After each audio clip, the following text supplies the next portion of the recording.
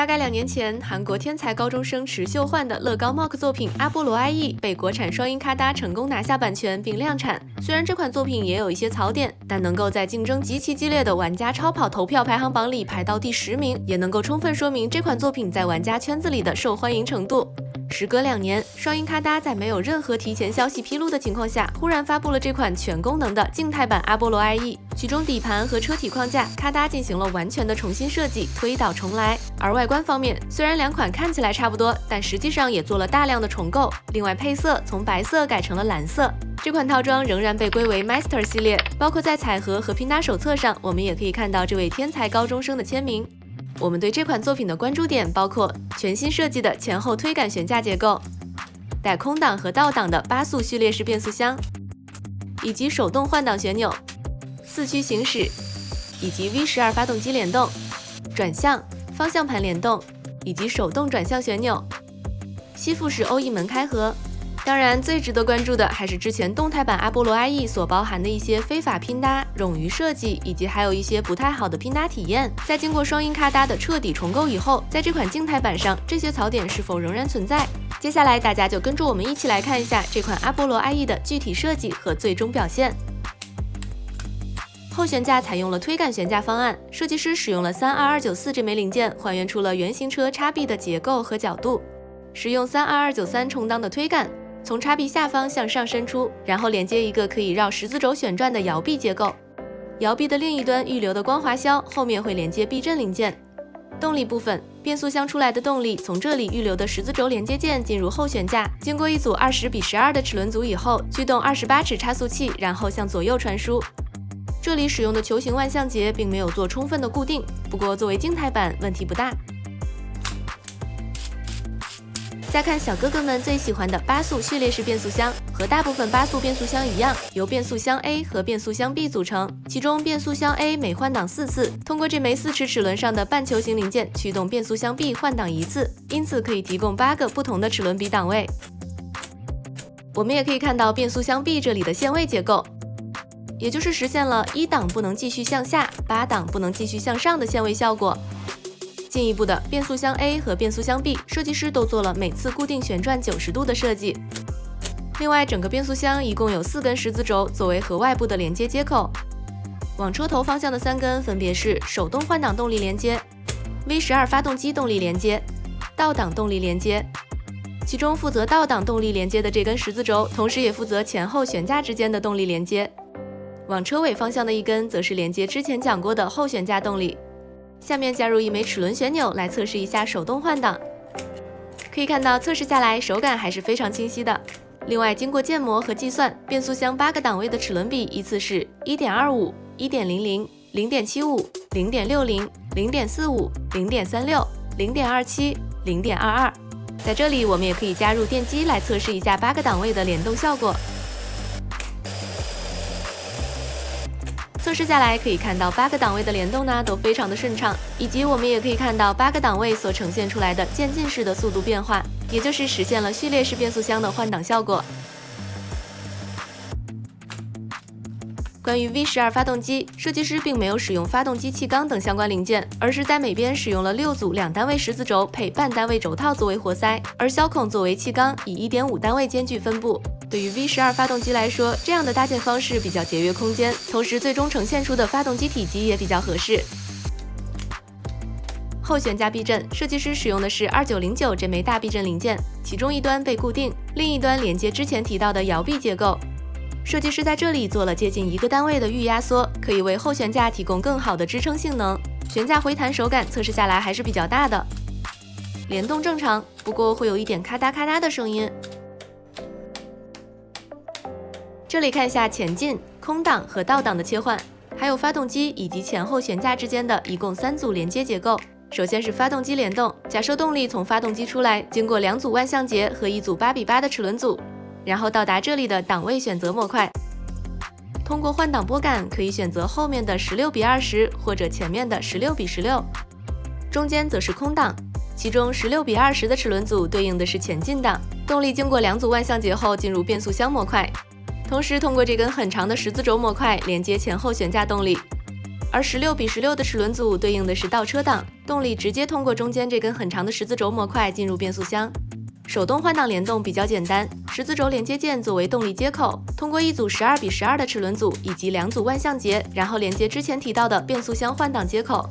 到这里，我们就可以算出这辆阿波罗所有档位的齿轮比，从1档到8档分别是 2.33、1.87、1.40、1.12、0.84、0.67、0.50、0.40。倒车档和1档一样，也是 2.33。相对于乐高42143变速箱的齿轮比在 0.94 到 5.46 之间分布，这辆阿波罗 IE 采用了更高速的从 0.40 到 2.33 的分布方案。不过，如果动力从车轮过来，那么在相同静态版推行速度的情况下，阿波罗 IE 的发动机联动速度会慢 57%。另外，我们可以看到，从发动机到车轮的整个传动路径中，这辆阿波罗 IE 参与联动的齿轮组数量在6到14组之间分布，而42143则在11到19组之间分布。也就是说，这辆阿波罗 IE 的行驶动力传动系统具有更高的传动效率。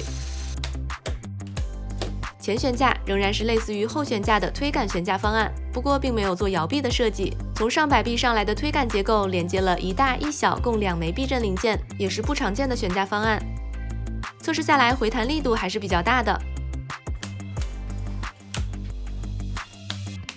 完成了整个底盘主体，我们这里可以加入电机来做一下测试。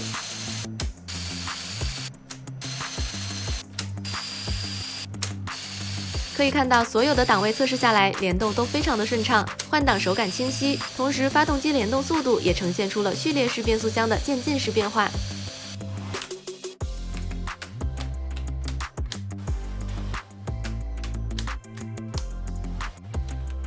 保干20个小时，这辆1:8的全功能阿波罗 IE 就完成啦。最终的成品长61厘米，重2.86公斤。外观方面，一眼看下来，整体造型轮廓和之前的动态版基本保持了一致，但如果仔细去看的话，还是可以看到非常多的区别。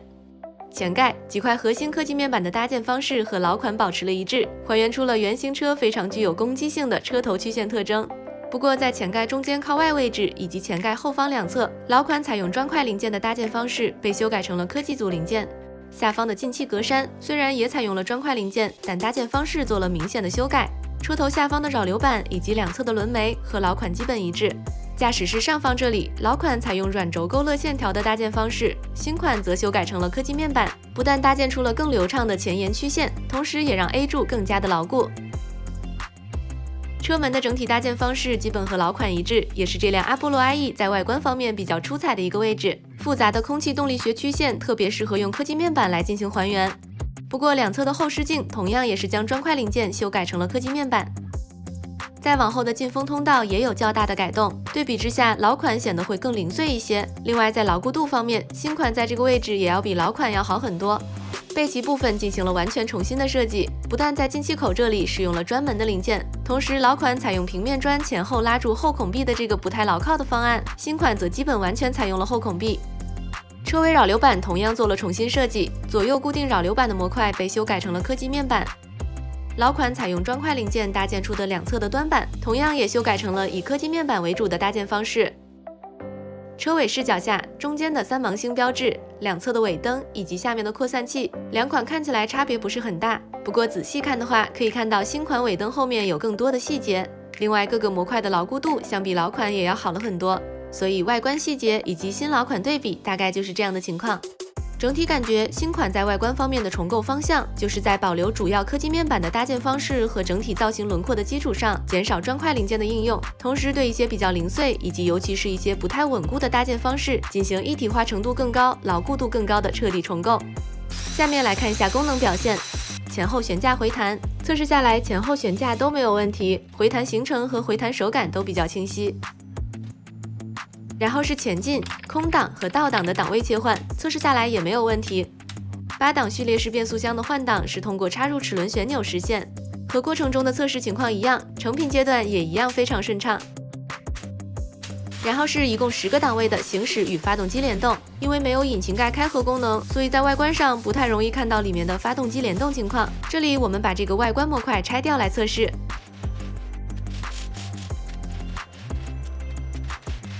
在推行状态下，10个档位测试下来都没有问题，联动非常顺畅，推行也很丝滑，基本没有阻塞感。不过因为前面提到的非常高速的齿轮比设计，在较高档位下，发动机联动速度非常缓慢，所以这里我们也进一步的加入电机来进行测试。走，8档、7档、6档、5档、4档、3档、2档、1档，倒档。那测试下来的这个顺畅程度，大家感觉怎么样呢？接下来是转向和方向盘联动，包括前轮、方向盘以及转向齿轮旋钮，一共3个地方之间的联动，测试下来都没有问题。前轮的转向角度也是比较大的，不过转向齿轮旋钮需要的旋转力度会比较大，过程中也会有滑齿的可能。最后是2侧吸附式欧翼门的开合。测试下来联动没有问题，不过吸附的手感并不是很强烈，弹出的效果倒是非常明显。当然，官方并没有说是吸附式车门，只是我们自己一般把这种叫吸附式。牢固度方面，把车子从车头、车尾像这样抱起来是没有问题的，以及也可以感受到整个车子的骨架也是比较结实。但是如果要用力上下晃动的话，车尾扩散器模块这里会松脱。如果把手多伸进去一点是不会的，这样多伸进去一点。从2侧把车子抱起来，包括用力上下晃动都是没有问题的。在外观件的牢固度方面，2侧后视镜的固定比较松，以及少量科技面板只做了单点固定，还有部分采用砖块零件的位置，如果稍微用力一点碰到的话，也是会脱落的。所以整体来看，这款车子的牢固度谈不上非常坚固，在我们做过的1:8超跑里属于良好，大概是中等偏上的水平。那看到这里，虽然测试结果整体比较理想，但其中也有几个地方经过了我们的改进和调整。第一个问题是关于前进、空档和倒档的切换。在这里，换挡拨杆只做了单边的限位，所以当我们切换倒档的时候，它可能会从动力传输环里面滑出来，导致联动异常。这个问题的改进方法有很多，比如插入一根6558 3单位摩擦销，加一枚18654就可以了。第二个问题出现在后悬架，动力从差速器出来，并通过球形万向节连接悬挂驱动桥的这个地方，可能会出现松脱的问题。原因是中间这根十字轴与两边球形万向节的连接存在矿量，加上球形万向节与悬挂驱动桥的连接本身就比较松，2个因素叠加导致了这种情况的出现。解决方案也很简单，我们可以剪2节小胶管，把它像这样套在十字轴上，或者把它塞在球形万向节里面也是可以的。如果没有小胶管，也可以用卫生纸等其他一些可以捏成一个小球的东西替代。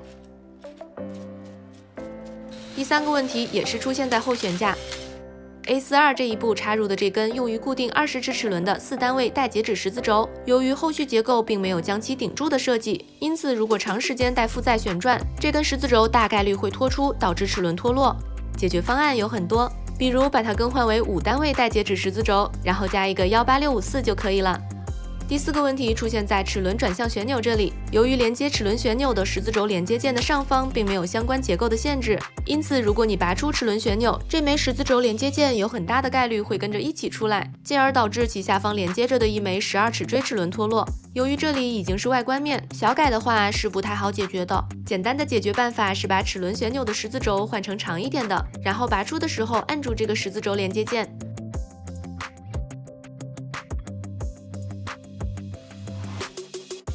至于此前动态版存在的一些非法拼搭，其中绝大部分在这款静态版上都得到了修正或者彻底重构。相对比较明显的是2侧的侧裙部分，这里有一片翼片仍然存在非法拼搭。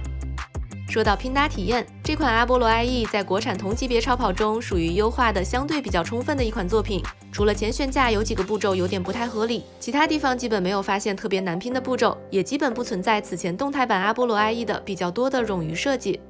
但如果进一步提高要求，车体后方有几块科技面板需要装到15100上，而15100属于可转动的零件，所以这里也会稍微难拼一点。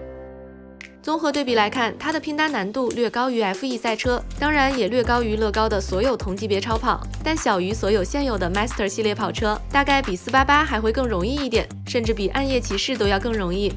对于如果是常拼卡达 Master 跑车的玩家来说，这款作品会让你感觉它并不像一款 Master 系列的套装，而更像是比如悍马那种卡达自己团队的作品。当然，因为难度和体验的问题呢都比较主观，所以这里就仅供大家参考。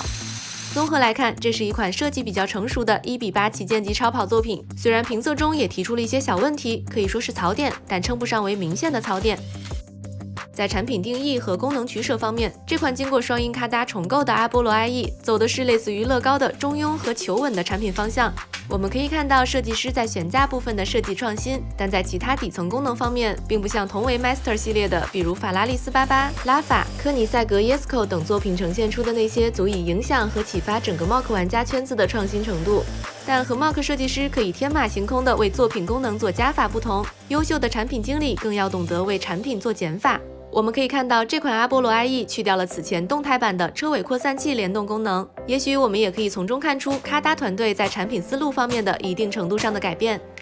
最后来看一下包装，彩盒仍然是卡达常用的天地盖彩盒，左下角标注了8家的年龄定位、套装编号以及零件数等信息。彩盒背面通过图示展示了一些内部设计，打开彩盒，里面一共有5个零件分盒，3865片零件一共被分成了53个零件分包，8个大步骤，2本拼搭手册装在透明的袋子里，厚度大概有1.5厘米，一共包括656步，普均5.9个零件，稍微有点偏多。最后贴纸有这样的一小张。好啦，本期就到这里，咱们下期见，拜拜。